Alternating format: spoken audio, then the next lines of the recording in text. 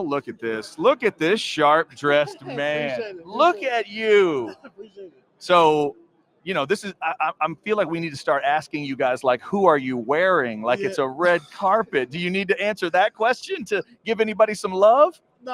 Well, this is a suit that we get made. Make every sure we year. hold up right to I'm it. Make sorry, sure I'm they can sorry. hear. Yeah. This is a suit that we get made every year from the team. So it's the brand called Reveal. Okay. So they do a pretty good job making sure it fits right to our size. Very nice. Yes, Very sir. nice. By the way, Kelvin Banks joining us Yes, here, sir. How y'all doing? one of the Texas representatives. So your quarterback is here. Got one of the DBs here. You are here.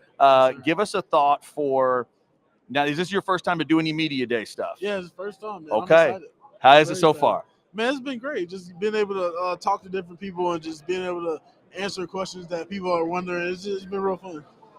So in terms of I think expectations going to get talked about a lot today. We were trying to figure out what are they going to be asking you today, right? When you get into this assembled media, what are they going to be asking? So in terms of your prep for it and trying to figure it out, is that where you think the discussion goes today? Kind of the expectation of your first year in the SEC, or what do you think the conversation is? I feel like the conversation is definitely going to be like, how do we expect to perform because we're going to a new conference?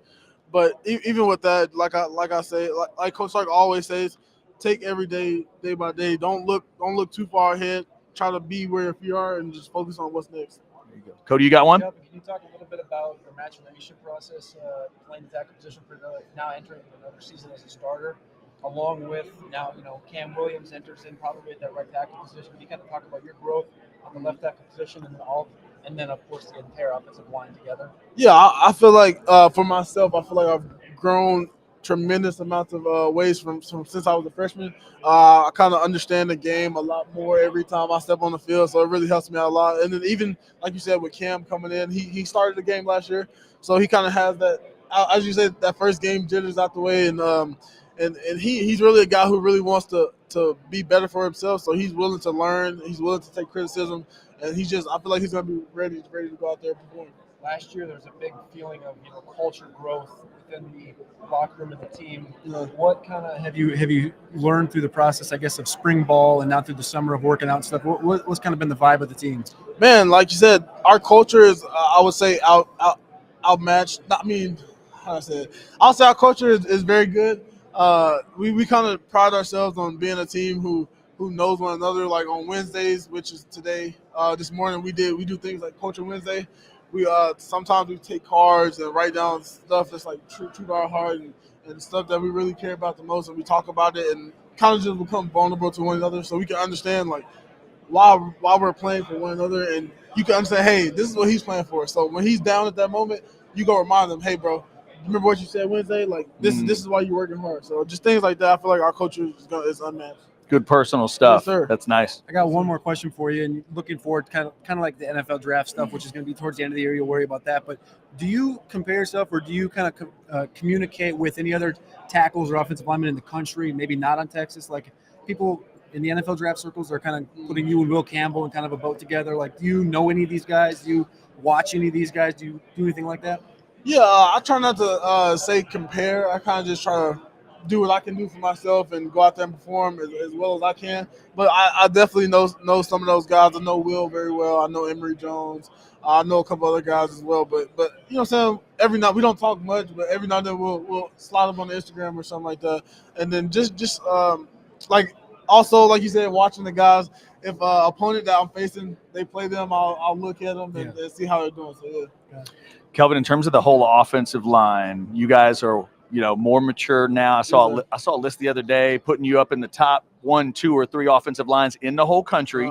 If that list is right, tell me why. Why is this offensive line going to be better in 2024? What's going to make you guys so good?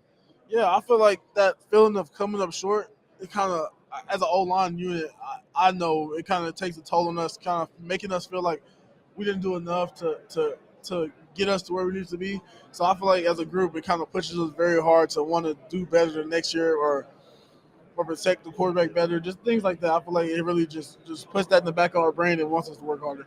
All right, so I know a lot of people want to talk to you. We won't be too selfish, but Yes, sir. before we let you go, let's talk about some food. We've been talking about the food we have been eating. Have you had any great food since you've been here? Do you have a favorite spot in Austin you'd like to shout out? What are we eating on right now? Yeah, man, I have like a podcast. I'm not a podcast, but a series going on, a barbecue series, man. So I've been doing that, and it's been very well so far. All right, so do you have one that stands out right now? Is there a Mount Rushmore of the barbecue places you've visited? What do you think right now? As of right now, I would say probably Terry Black's would be the top. Ooh, Okay. And it's a spot that I tried this earlier. Episode hasn't came out yet, but Slab's Barbecue is very good. I like that one as well. Okay. Yeah, and I got a couple more coming down the line, like Interstellar and things like that. Hey. I'm Style Switch gonna try those as well. So Nice. hopefully I can give y'all some good content. Have you had Interstellar yet? No, it'll be my first time once I go. Yeah.